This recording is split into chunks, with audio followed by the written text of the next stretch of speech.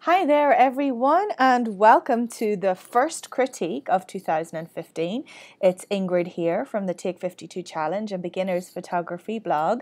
And if you are a new member of our Take 52 Challenge, this is how I do one critique from each image submitted to the weekly group. At least I try to. I haven't been successful doing every week, but this year, I'm trying to make a better effort to do that, because it's really hard for me to go in and comment on everybody's image, even though be assured I do look at them all. But it's just really difficult for me to comment on every single one. To the extent that I would like to do it. So I have decided last year that I would do a quick video critique instead, and that would hopefully make up.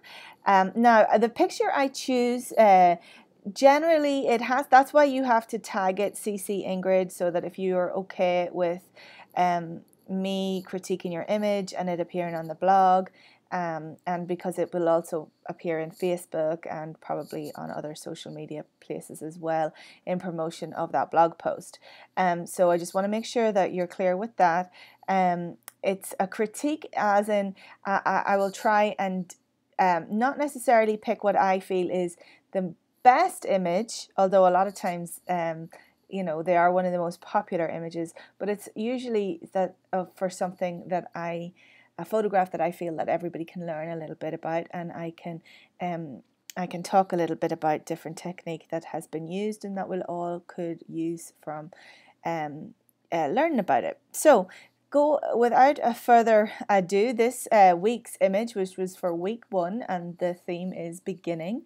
This week's image that I have chosen to critique and have a look at is from Chris Reynolds, and it was entitled, I think he said, "We're pecan pies," the beginning of pecan pies.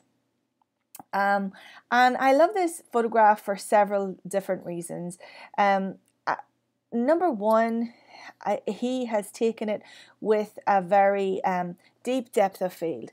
We tend to look at when we're beginning photography, one of the things that we're always striving to get to is that blurry background, that separation of the subject from the background. And although it's a great look, and it definitely plays a part, it's also nice that when everything is in focus and we can see everything from where you're at to infinity, sharply in focus. And that's what's happened here with this picture that has been shot. I believe it's been shot at f8. I'll have to go back, and I will put the image information underneath the image here in the blog post. But because it was shot at a narrower aperture, it means that everything is sharp from the foreground to the background, and that's the reason why you would use a narrower aperture rather than using a wide open one, which would mean this would be sharp in focus and everything else would blur out. I love the fact that Chris has used black and white to take this or to show this image in maybe it was done in post, or maybe he'd taken it originally that way. We've been looking at black and white in the Take 52 Plus challenge, and it can be a really, really nice thing to do to your images, to really draw attention to textures and shapes and all sorts of things that you don't necessarily see when you see color. And so the textures and everything in the branches of the trees here, this quite sharpness that's going on, and in the texture of the grass here on the ground, I think that's really exaggerated because of the black and white, and I really like it. He may have over sharpened this a little bit in post-production, but it works for this picture, and you can do that in black and white. You can play around with your sliders a little bit more extremely than you would do if you were just shooting in color, so that's okay. I love the symmetry in this picture, the two sides of the line of trees, and the fact that your eye is just totally drawn down into what's going on down here. I really want to go for a walk here. And although it's a very bleak picture, it's obviously the white sky, there's no growth on the trees, it is the beginning. It's the beginning of this path. As he said, it's the beginning of the pecan pies.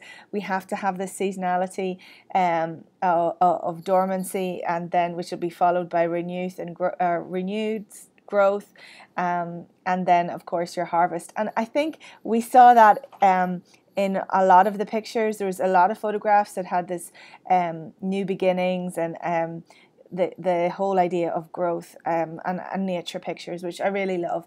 And it was very hard to pick one to talk particularly about this week. So again, I really, really like this image.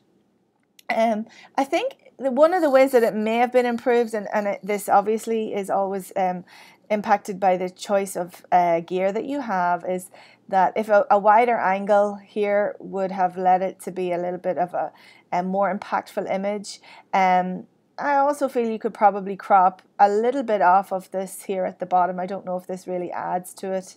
I might want to crop it right to about there, leaving it really quite low, like grounded quite low.